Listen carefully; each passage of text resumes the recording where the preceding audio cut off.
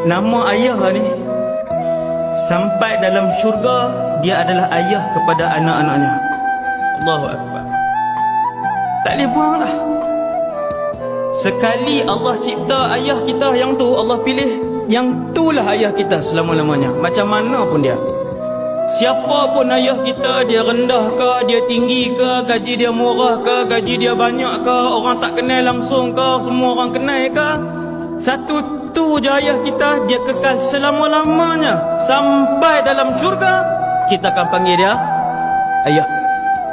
Jumpa dalam syurga satu hari nanti pun, bila kita berselisih, kita tetap akan panggil dia ayah. Maka anak-anak bila dia tengok muka ayah, dia kena tahu ayah ni ialah ayah yang Allah pilih kepada aku untuk menjadi ayah aku sampailah kiamat, sampailah dalam syurga. Kalau atas dunia ayah kita tak segak, kita ingat dalam syurga semua manusia akan jadi tampan.